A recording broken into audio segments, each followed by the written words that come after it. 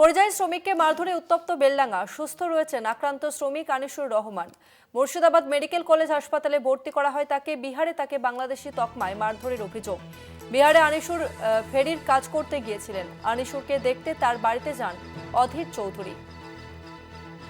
তবে যে খবর পাওয়া যাচ্ছে, সুস্থ রয়েছেন আক্রান্ত পরিযায়ী শ্রমিক আনিসুর রহমান। আমরা কথা বলবো, আমাদের সঙ্গে ফোন লাইনে রয়েছেন প্রতিনিধি কল্যাণ চন্দ্র। কল্যাণ, আক্রান্ত পরিযায়ী শ্রমিক আনিসুর রহমান তিনি এখন ঠিক কেমন রয়েছেন কি জানতে পারছো? দেখো, এখন আনিসুরের শারীরিক অবস্থা স্থিতিশীল ধীরে ধীরে হচ্ছে। আজকে মধ্যাহ্ন ভোজনও করেছেন আনিসুর। তবে আনিসুর রহমানের পরিবারের লোকের বক্তব্য যে আনিসুরকে অন্যায়ভাবে মারা হয়েছে। সে গত কয়েকদিন আগে বিহারে গিয়েছিল, তার বাবা সেখানে ফেরি করে। গত কয়েকদিন আগে গিয়েছিল এবং তাকে 7-8 জন দুষ্কৃতী তাকে মারধর করে এবং তাকে বাংলাদেশি তকমা দিয়ে মারধর করা হয়। আনিসুর স্পষ্ট জানিয়েছেন যে তাকে বাংলাদেশি তকমা দিয়ে কয়েকজন মারধর করে, যার ফলে তিনি গুরুতর অসুস্থ হয়েছেন। তার গোটা শরীরে ব্যথা, বুকেও তার ব্যথা রয়েছে এবং তাকে তার বাবা উদ্ধার করে বেলডাঙ্গার মজ্জমপুর বাড়িতে নিয়ে আসে।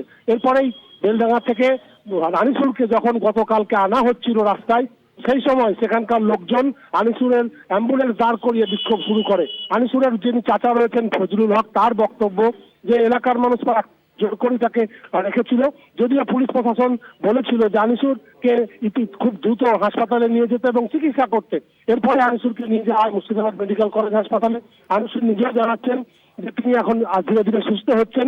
তবে তার বক্তব্য, তার দাবি যে বিহার সহ বিভিন্ন রাজ্যের মানুষ পশ্চিমবঙ্গে কাজ করে, তাদেরকে কেউ মারধর করে না। অথচ পশ্চিমবঙ্গের মানুষ, বিশেষ করে আনিসুরের মতন যারা পরিযায়ী শ্রমিক বিভিন্ন রাজ্যে যাচ্ছেন, তাদের মারধর করা হচ্ছে, বাংলাদেশি তকমা দিয়ে তাড়িয়ে দেওয়া হচ্ছে। এর প্রতিবাদ হওয়া উচিত। এবং তুমি জানো যে গত দুদিন ধরে এই প্রতিবাদ চলছে বেলডাঙ্গার বড়ুয়া মোড়ে, বেলডাঙ্গার মহেশপুর এলাকায়। এবং গতকাল যে হিংসাত্মক ঘটনা, সেই ঘটনাও ঘটেছে বেলডাঙ্গায়।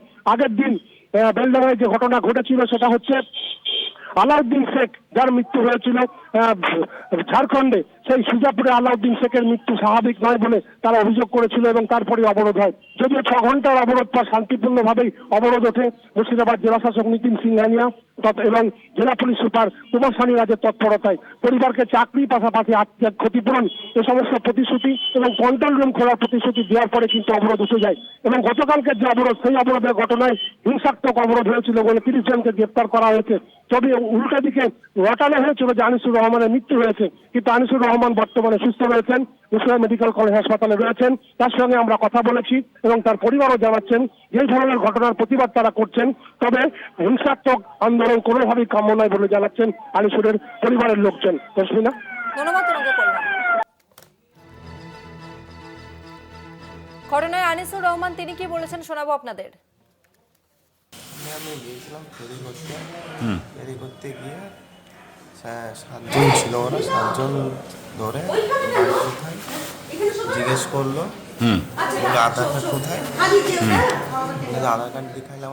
আধার কার্ড দেখে বললো যে বাড়ি কোথায়, আমরা মুর্শিদাবাদ। তাই বললো মুর্শিদাবাদ বলে তোরা বাংলাদেশি, তোরা বাংলা থেকে এসেছিস, তোরা কেউ ফেরি করতে দেবো না, ওই কথা বলে বাদ করে গেছে।